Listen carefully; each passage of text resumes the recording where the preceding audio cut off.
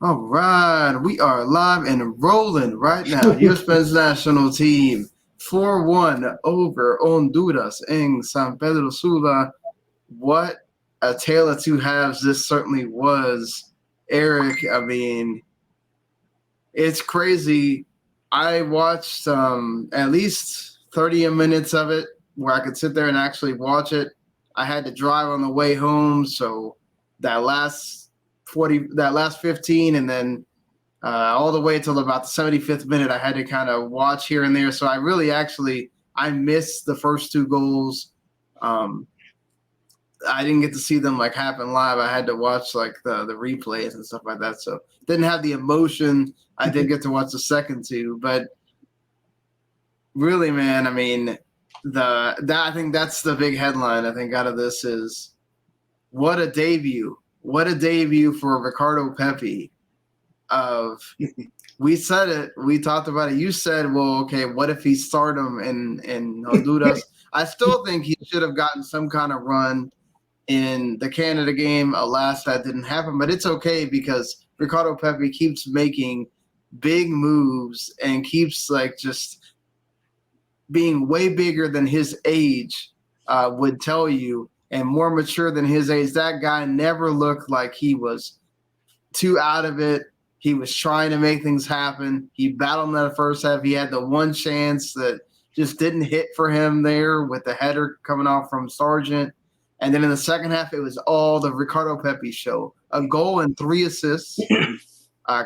Barely just missed out on having 2 goals. The Jet had to put it in that last one.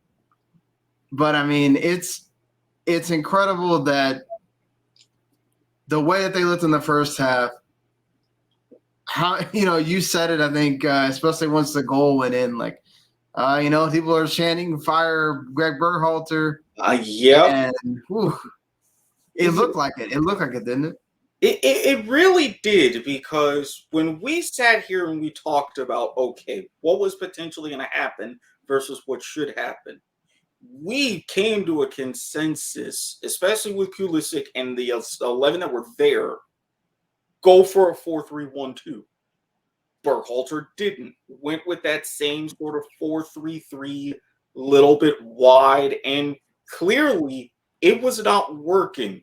There was a lot more of the disjoint that came back in the midfield again, a lot more lackadaisical attitude up front, and leading up to that Moya goal for Honduras, both that attacking phase of play and the Honduran one before that, they legit just bullied us off the ball.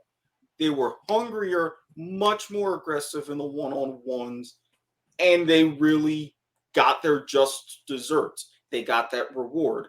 Then the triple sub at halftime, the tactical change to a more traditional 4-3-3 with Pepi still out on the wing, everything opened up. I mean, it was a little bit weirder that things convalesced more after Pulisic went off, but to me, that's exactly what happened.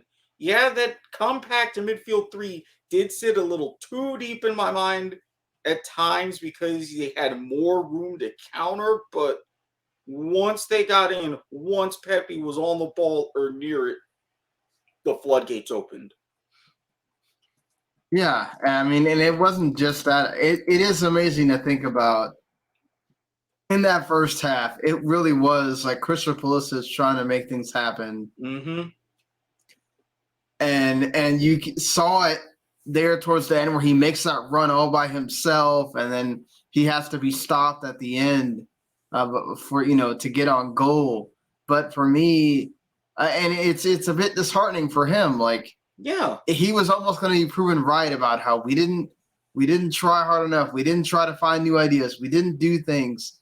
And I would say that even though I thought Josh Sargent looked a little bit uncomfortable because they tried to do too much, I thought for one, and that's the thing I will say, Greg Berhalter paid attention He did. to who was not playing well in that first half, and he took off every single one of the players that just didn't seem either up to it or weren't in the game or just John Anthony Brooks, supposed to be your veteran guy, your veteran presence. Mm-hmm.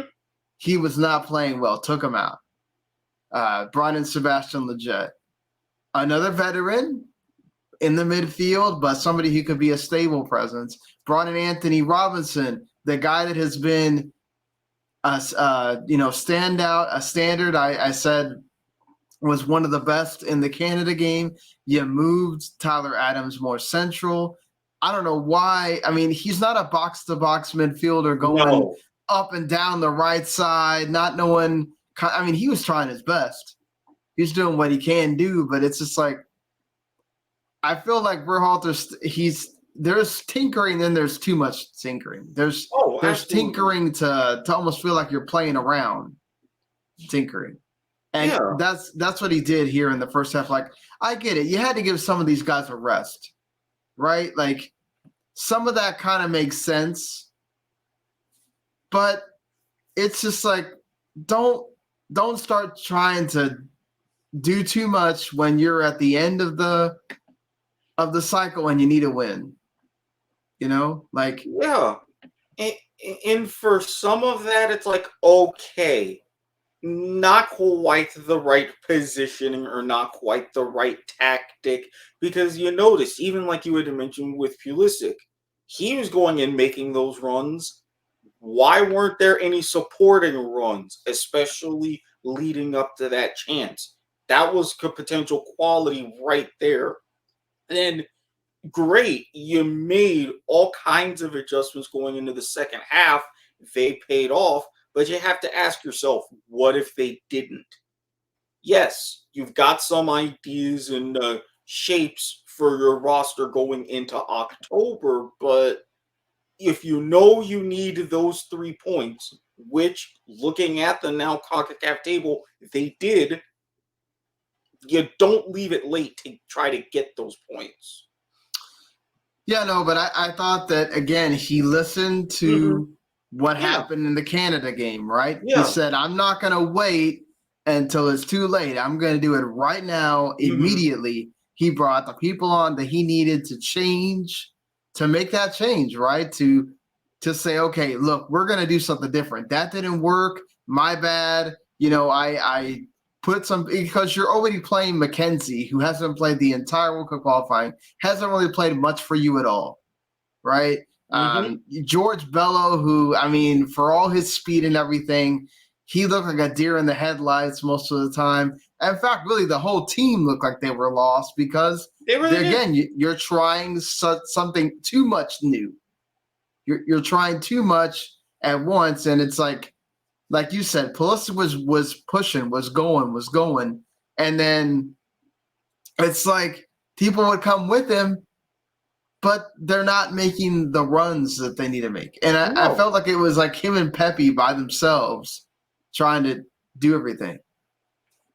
Yeah, and for that first half, that's what it really was. And as I was going through tweeting, I was like, it's another long night. I can see this coming. This isn't good. And thankfully, you're absolutely right. He did listen and said, you know what? I've got to go to something that works. I've got to go to players that work. And not only did he make the changes, taking off the right players who weren't performing, he made the perfect substitutions and got the players who were. I mean, look at the immediate dividends, even going to the Anthony Robinson goal. That was the equalizer. Yeah, exactly. And the Anthony Robinson goal was what kicked, all that off for him to, from a Pepi opportunity, getting that in. And then, of course, as you mentioned, like having not only that, but having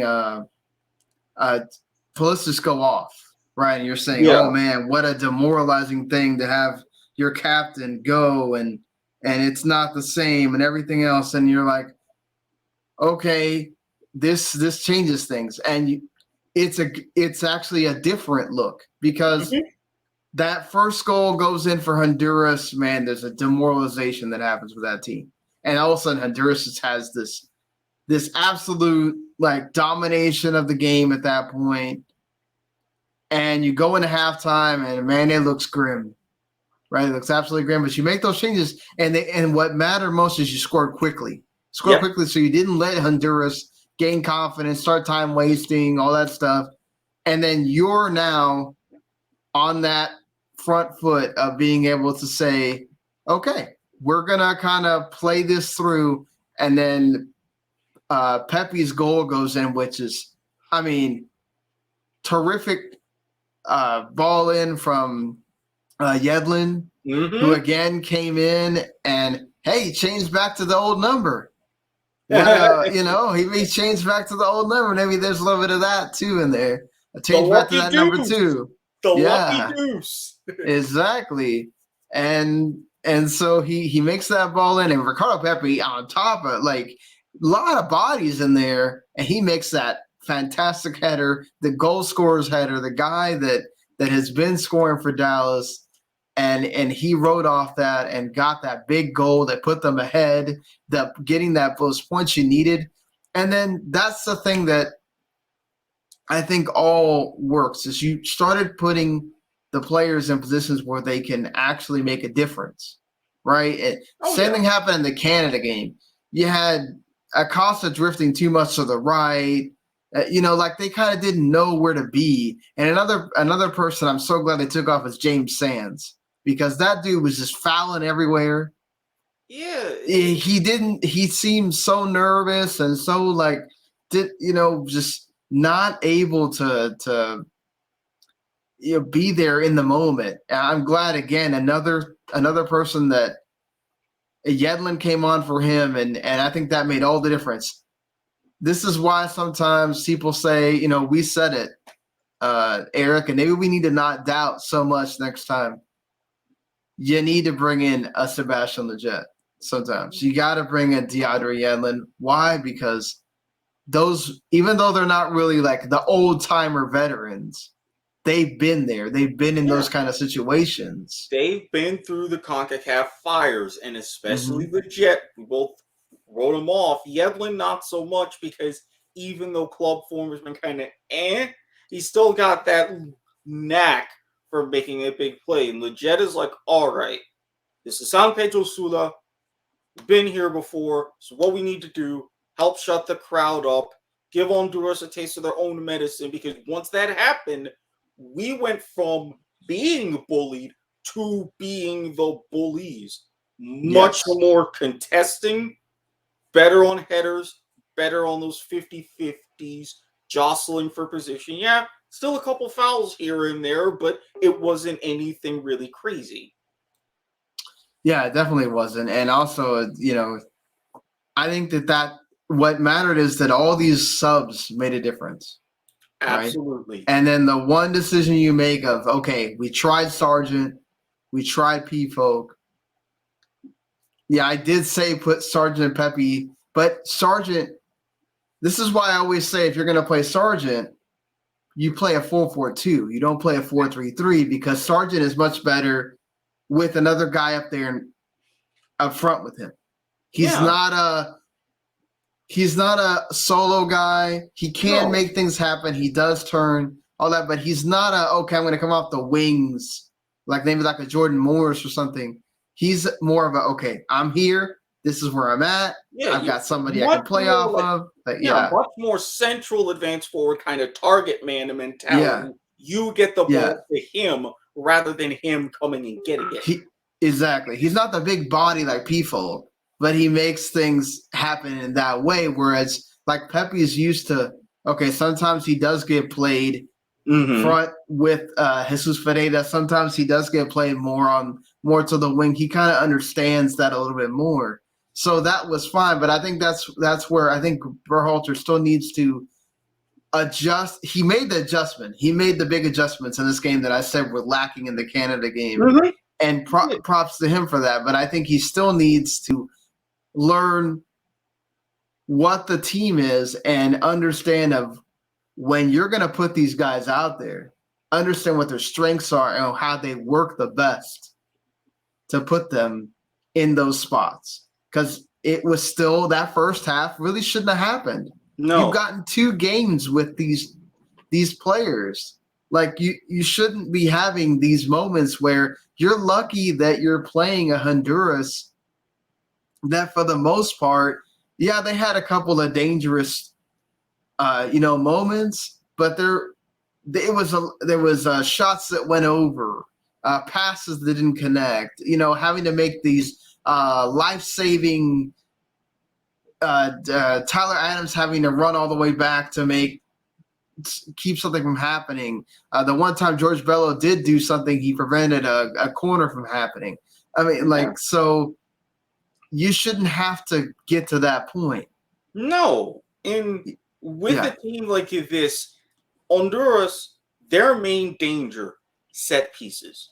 Yeah. And in some of those set pieces, they just happen to go awry. But if you have a team that's basically getting into playing for set pieces because you start to shut them down from open play, all right, go ahead, change that mentality, close them down, try to force more counters, things like that. First half, that didn't happen. Second half, it worked perfectly. So that goes back to this different kind of 4-3-3. It's not going to be the exact same with Pulisic in. I get that. But once they went to that flat, compact midfield, like I said, still sitting a teeny bit too deep at times, but that was great defensively because you had those bodies there to prevent anything up the middle. Yeah, you definitely did. But I think what made the difference is you have players that are kind of a bit more accustomed to playing with each other instead of just, okay, well, it almost seemed like you said, listen, I'm okay with making changes if you want to like freshen things up and everything like that. But it almost felt like he just said, okay, who are some players that haven't played at all? All right, here we go. You guys get your shot at starting. And it's like, dude, we already have enough problems with cohesion as it was. Why are you doing this? And the last one, it'd been different if, okay, unfortunately for CONCACAF, you don't really have a team that you can say like England has with Andorra or Poland had with San Marino, where you can say, oh, well, we can just change the entire team and play around and figure out who you want to start where and play everybody out of position and have fun and blah, blah, blah. You don't have that. No, we don't have those. I mean, even a Jamaica that was without a lot of their stars still brought it in every single game, and they were within a whisker of getting 3 points and forcing Mexico to get 2 draws in this octagonal first 3 rounds. So, I mean, again, you can say what you want. Even Costa Rica, for all the sometimes where they've looked ragged, they still had chances and they still brought it every single game again. So, and they made Mexico work for it. They got the points in the other games. I mean, so that's what I'm saying. CONCACAF doesn't have, at least with the octagonal, teams where you can just go, let's just throw out whoever out there and hope that something happens. They got lucky. They got lucky that it wasn't 2 or 3 that Honduras had put them under in the first half. And that's all it took, because if you look at the difference between this game and the game that Canada plays against El Salvador got knocked out of that game quickly. In the first 10 minutes, they had 2 goals. Yeah, scored in the 6th and then scored again in the 11th. And then it was done. They were out of it, knocked out. Canada was at home, obviously helps, but they immediately put the pressure on and made them have to deal with it. And then, of course, later on, Tajon Buchanan gets his goal and then puts 3 in there. And like my point in saying this is very easily it could have been 2-0, 3-0 at halftime for the U.S. And it's a bigger hole you have to climb up. And maybe you don't climb out of that hole because you're demoralized at that point. It doesn't matter what changes you make. The team just doesn't have enough to do it. And, Eric, it's like you have to be very careful when you do that kind of You do. Doing that. You can't, the end of a window, and yes, you don't have different friendlies or things that you can try out. No, you pretty much have your camps and these matches. And you're absolutely right. Again, that, for all intents and purposes, probably should have been a 3-0 halftime score had Honduras been a little bit more clinical. And then what do you do? But it's like, okay, he was in some ways really playing for October. So it's like, Yeah. all right, I've got to solidify this now, see what I've got so Right. I know who to call, who to keep, and everything for this October window, and then really get going. He came to Well, his I mean, but that's the thing, though. You can't just go off of, okay, what I saw in these 3 games. Their forms could be completely different when you're getting, 4 more weeks of your club team and all that stuff. You can't just go off of what you saw. I get it. You have your people that you trust, Yeah. your players that you trust. And I think you do have more of that now. You do kind of know more of your core of this team. And we can get into that a little bit later. But I think for me, I wouldn't say that you have to vindicate Greg Berhalter here. I think it's important that he showed that he learned. And then he showed there's still some steps that he needs to make. Obviously, you're not going to get it right every time. No coach, it doesn't matter how experienced you are, gets it right every time. There are times where you just get outcoached on the day, or you don't see it in your head that day for whatever reason. Greg Berhalter got it right this time, and that's good on him. You just need to see that happen more often. Yeah, and I hope that he does take this and does this more thorough evaluation, keeping this in mind for these next slate of matches, because we rescued and put ourselves in such a good position. And if we keep doing this, then it'll be an easier path for the full vindication, and that's qualifying for Qatar. Exactly. That's the important goal here, and you have done that, and now putting yourself in third. And it almost seemed like the team, and this is hopefully something that they will learn as time goes on with this. Goals matter in World Cup qualifying. Goal difference can make all of the difference. Whether you get third or fourth, second, third, first, second, you've got to go for those goals when they're there. And I'm glad that Ricardo Pepi took that turn on that third goal, and he just went for it. Laid it off on a beautiful platter for Aronson to just whack it in the net. And then, again, it was a chance that was kind of nothing. Pepi tries to get his second goal, doesn't happen. Leggett pokes it in.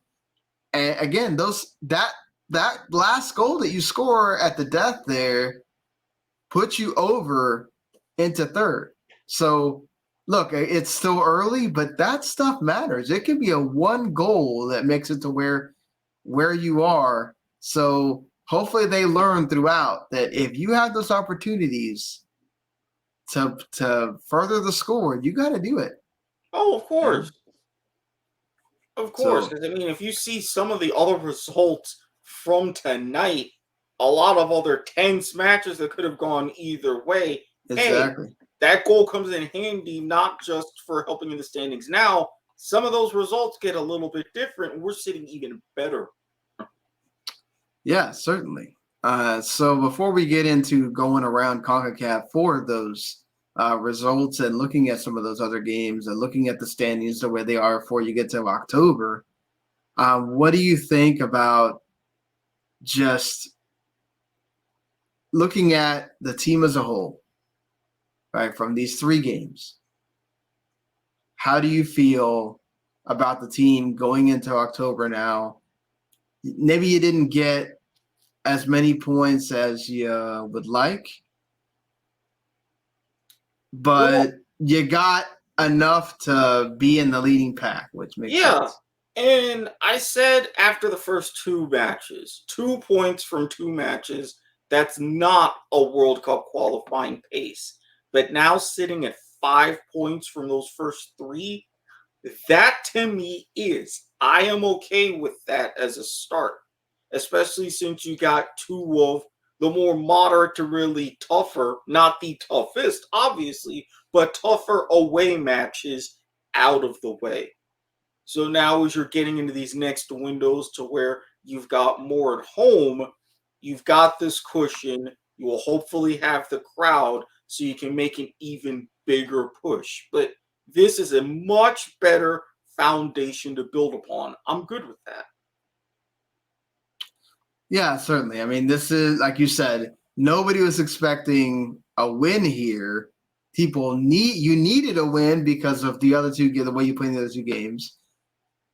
And I would say, like, I think we need to kind of slow the roll on. Listen, that third and fourth goal came late when Honduras was going for it in that third goal, right? The third goal that demoralized them. The fourth goal was kind of like an icing on the cake kind of thing. Yeah.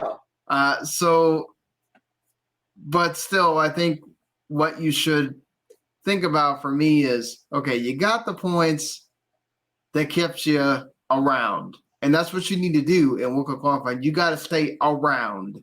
You cannot be way far back. You can't, like, if they wouldn't have won, if they would have stayed at 3 points, and now you're tied with Honduras, but you're way behind. You're not way behind, but you're behind Panama, Mexico, and Canada. Like, you're not staying with the pack, and that's what they did here. For me, though, you definitely have players that I think you need to make sure that you're looking at and tracking for this next round. Absolutely. And I mean, and obviously you've got to see what happens with Pulisic. It's sad for him. Hopefully it's not something crazy, the injury right now, because sadly, he couldn't play for Chelsea for a while because of COVID. And then now he probably won't even play in that next game that they play on the weekend because of this injury. And then who knows how that will affect him come October. And you still want your best player, without a doubt, still your best player. And Christopher Pulisic. And like, it's interesting to note, look at this team now. Gio Reyna, Weston McKennie didn't play in these last two games. And the team still went out with a mostly, the young squad with the few veterans helping to get out and get this result that you really needed. And I feel like let's start looking at players that you feel like, okay, based on how they played, you definitely need to make sure you bring them in for October. And I think if you're looking at a number 9, Ricardo Pepi just submitted himself as long as nothing happens and as long as he keeps doing his thing for Dallas. I mean, he's your number 1 guy right now. Right up front, Reyna out and on the wing, kind of still keeping this sort of 4-3-3 since, again, he's married to it. I think those should be 2 of your front 3. Pulisic up top. Midfield still kind of iffy, leaning towards Adams because even though he had some sort of iffy... Oh, no, definitely Tyler Adams. Yeah. Overall body of work, I'm like, all right, that's a guy making runs, keeping things in transition, locking down when he has to centrally, and that's who I would want. So those are my main 3 I have in mind. And then at the back, I think the 2 Robinsons cemented themselves as Miles Robinson, Anthony Robinson. I think you have your left-sided, your Miles Robinson, the 2 Robinsons, and I think you still have to figure out the right side, though. Right now you don't have as much trust in John Anthony Brooks as you used to have, right? Like, he was the guy that you would say, oh man, he's the man we could trust. He's that pillar, and he really wasn't in this 3 round. These games that he played, he was not. Very easily beaten, at times just invisible. I mean, not a total sieve, but it's like, come on, you need something from that right back spot to help contain your defense. Well, he's the center back spot, but still, it's like, this is your other pillar in the midfield, in the center of the park, and you cannot be doing Those kinds, just letting guys by you, making these errant passes. He's supposed to be one of the best passers, and he wasn't doing that either. No, not making a lot of passes out of the back. And if you're constantly in a situation, which at a lot of times we were, to where instead of just a 1v1, it was a more 2v1 situation at the back, somebody's going to just wind up open. You're going to have plugs into defense, and that's not going to work. It's not always going to end well. So, few decisions to make there. Yeah, and you definitely have to figure out what you want from the right back spot. Obviously, I think Yedlin needs to continue to come along. I mean, he makes things happen. At least offensively. Obviously, defensively, he's a liability when you have faster wingers or faster, situations there. Obviously, Alphonso Davies made him suffer, and you're going to have that problem throughout CONCACAF. We saw it with a Tecatito in the Panama game. So, I mean, it's just it's one of these things where you have to think about what you want to do. And the Serginho Dest thing, either you are going to decide to play with wingers, or Serginho Dest is, I don't know if he's a fit for your system.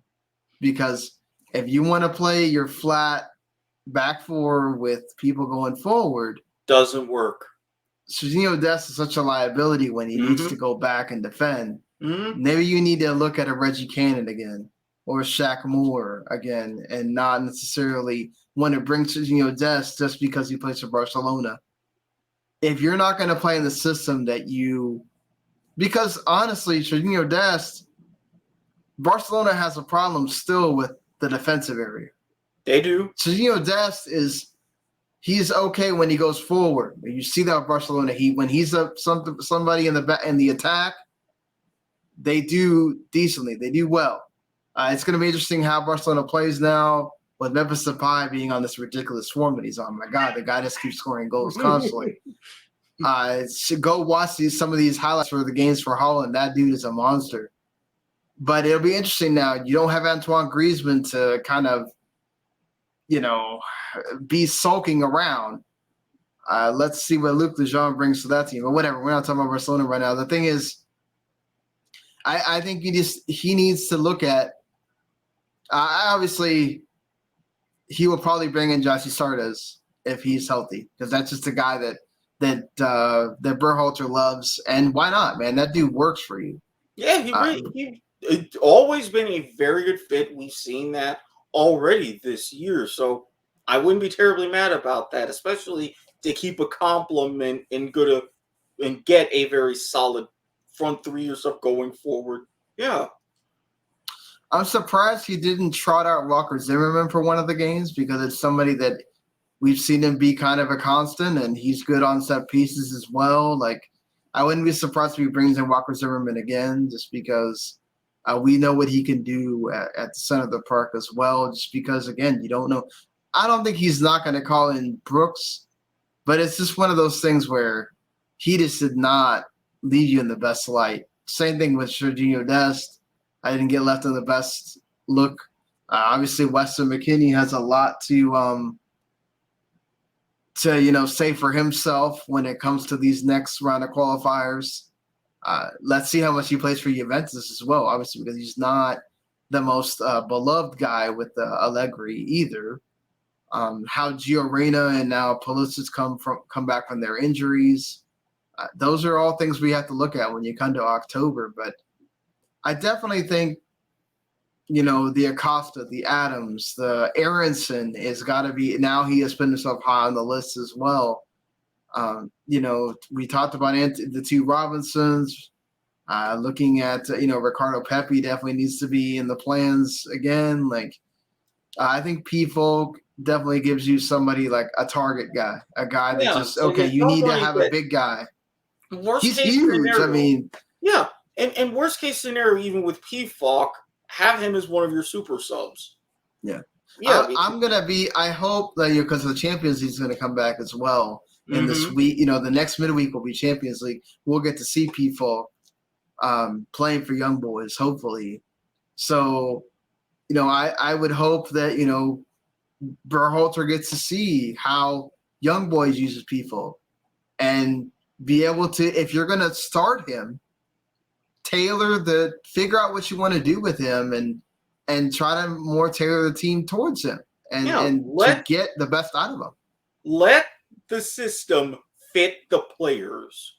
Yeah, don't make the players into the system. Into the system, exactly. Let's look at the players you're bringing in and make that system work. So before we get out of here, we definitely got to look at the rest of CONCACAF. And man, we're going to talk about it here because the next 3 games for the United States are the following here. You're at home against Jamaica, which I want to preface this again by saying Jamaica were missing 12 players from their normal. Is an easy win. Exactly. And they have come, they've been a force in the Gold Cup before with the U.S. I mean, we just played them in the Gold Cup. It wasn't an easy game at all. So cannot write that off at all. And definitely would expect coming in October, as long as COVID doesn't become an issue again, they would definitely be able to bring more of those players. Then you're going away to Panama, and then you're at home against Costa Rica. So I preface this by saying Mexico, Panama. What a tight game that was. Panama scores first around the same time as we saw the Honduras goal against the U.S. And I mean, yeah, it was one of those Memo makes the big save, and then it's right there at the feet, and I think it's Quintero knocks it in. The crowd goes absolutely nuts. What a scene there for that. And man, that's a moment there. And Panama still had more chances, to really go for it. And then of course Tecatito, who had been trying so hard. Yeah, game to really do stuff. He gets the goal. He doesn't get that crazy the way he scored a kind of goal. That moment right there, that goal, obviously, but you look at the score, but looking at just the feel of that match, that saved El Tri. Yeah, that definitely saved them. Saved El Tri right there. Yeah, I mean, Panama had other opportunities. Mexico had other opportunities as well after that goal, but it's something that you have to be careful when you're the U.S. Talk about going down to Honduras, talk about going to El Salvador. Panama may be the absolute hardest place outside of maybe Azteca with all the fans there. Panama may be the hardest of all the Central American places to go play. Easily. That is a scene when you go down there to Ramon Fernandez. I mean, it's just a different place. And that will be interesting to see how that U.S. team reacts going down there. So that is a tough – I mean, that's why when you play Jamaica, you better make sure you get a result. Yes. And I'm not talking about getting a draw. You need to get a win because they got to get those 3 points banked in. Yeah, and obviously you need to get them against Costa Rica as well. But Costa Rica has grown throughout this thing. They didn't look good at all against Panama, but Panama's at home, and again, Panama has looked absolutely dynamite at home in these games where they played. And the only time they had to go somewhere was to Jamaica, and they had no fans there, and it was in the middle of the day, and it was not a big deal. Panama's had all these night games, and oh my God, like I said, every time I watch between the Mexico game and the party. Yeah, it's an absolute festivity there, and it's just I mean, same thing for Canada. Canada looked great as well, especially. Canada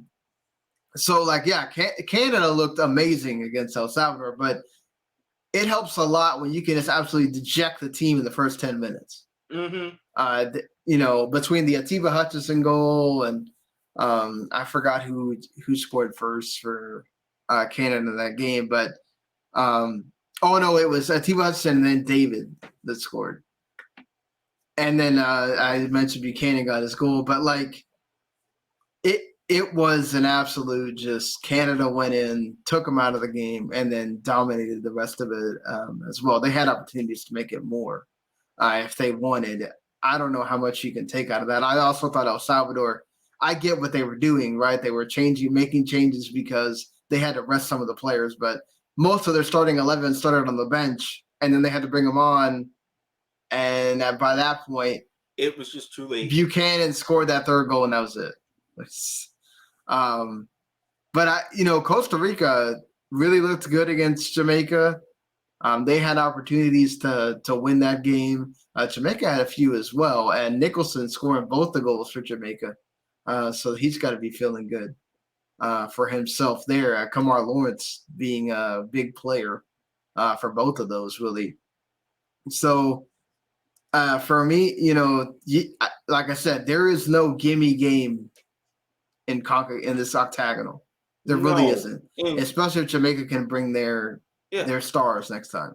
And honestly, even though there's no gimmies, we were able to get 5 points in this window. If we get maybe 4, if we're lucky, another 5 points in October, I'll still feel okay.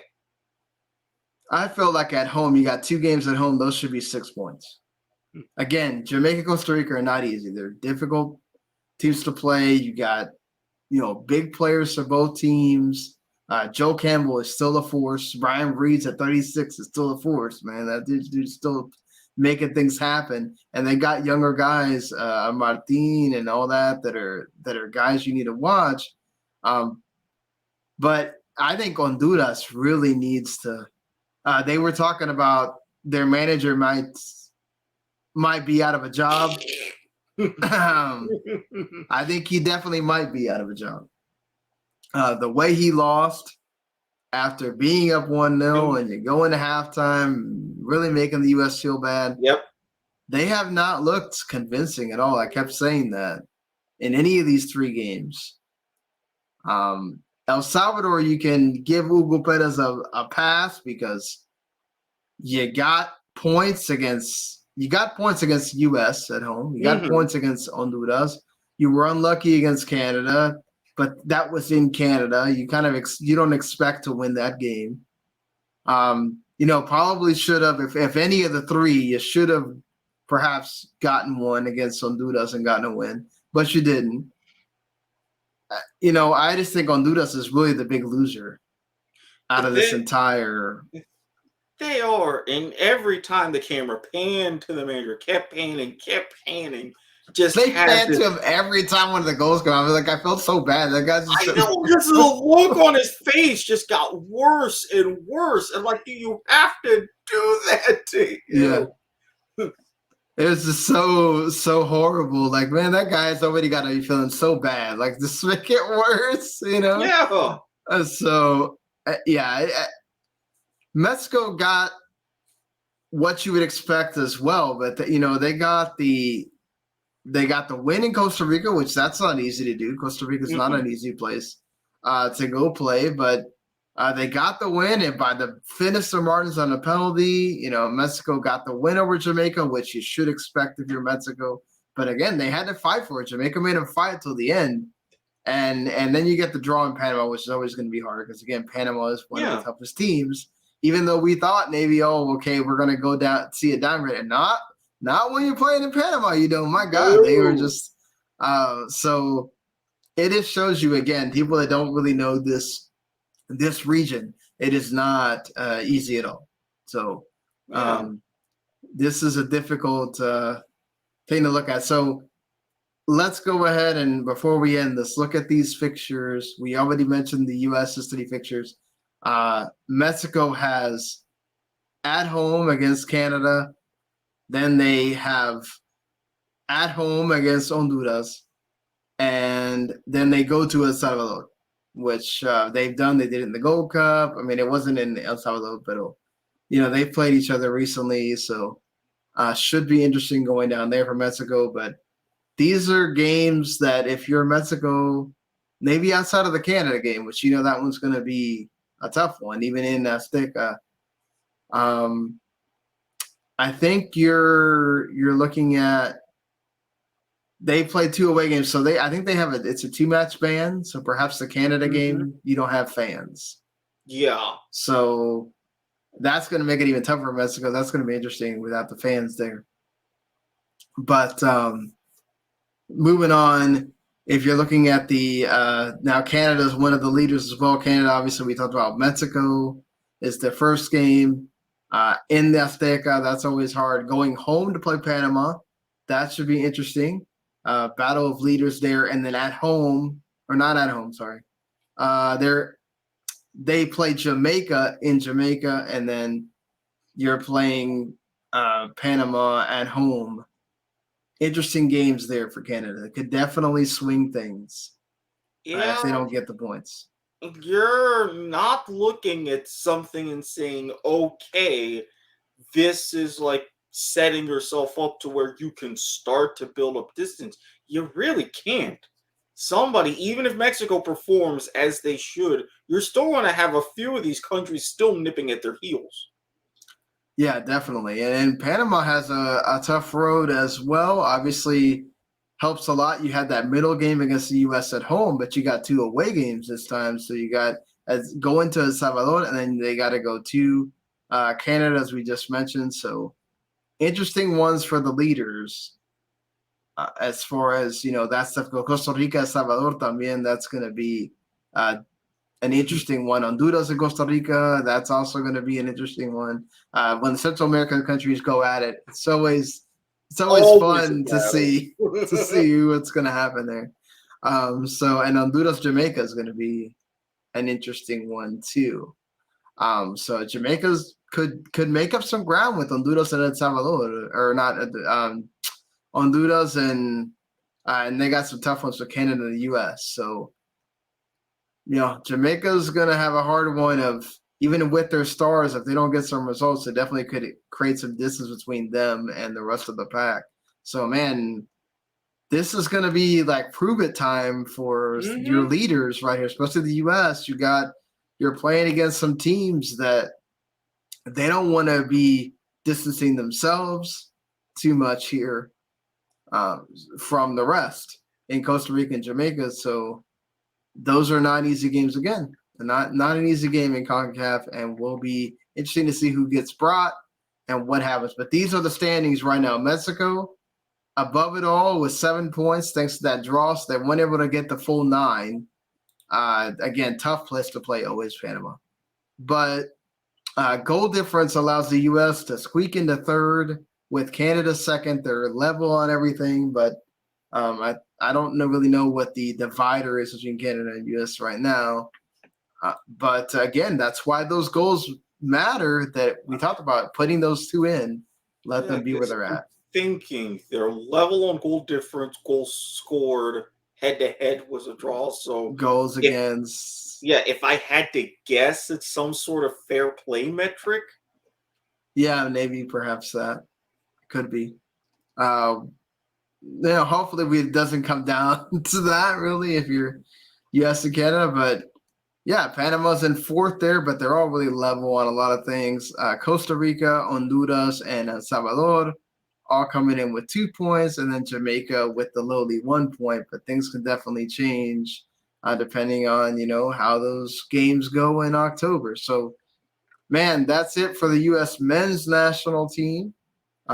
Thank you for joining us. If you joined us for all 3 of the games, whether you watch live or listen later or watch later, thank you so much. We really appreciate that as we keep going on this journey for World Cup qualifying. Gonna, again, to be able to watch all of CONCACAF and see what happens, who gets in, everything else. But until October 7th, it's going to be all club stuff. I think there is a U.S. women's national team friendly. Depending on what's going on there. I think that's what's the 16th here. That is a Thursday. I don't know if we'll do something for that or not, but this is like coming off the Olympics, so they're far away from when that's happening. And I think it's after the World Cup, right? That the whole CONCACAF Gold Cup and all that starts. So it's not even We're not even going towards that. But yeah, I mean, we will definitely have a show on Tuesday, and it isn't up on YouTube yet, but these will both go up at the same time, pretty much. We did do a show yesterday looking at other international incidents, and of course, talking. Our big topic was the FIFA discussion on having a World Cup every 2 years for the men and women. And honestly, I'm sorry, we did not talk about how actually this would be a good idea for the women to have it every 2 years, considering you don't have as many fixtures as the men. And I apologize, we did not really give that the fair shake we should have. But we did talk about it, the NWSL as well there at the end too. So definitely go check out our regular show so you can kind of get what we normally do aside from these separate shows that we have here. And of course, you can listen to us everywhere. There are podcasts, whether it's Overcast, iHeartRadio, Apple, Google, Spotify, wherever it is you like to listen to podcasts, we're on there. You can watch us here on YouTube, watch us live on Twitch, watch us on the Facebook page, and go check out the WTVNet.com Last Word on Soccer. Thank you to them as well. And we'll see everybody later. Peace. Bye.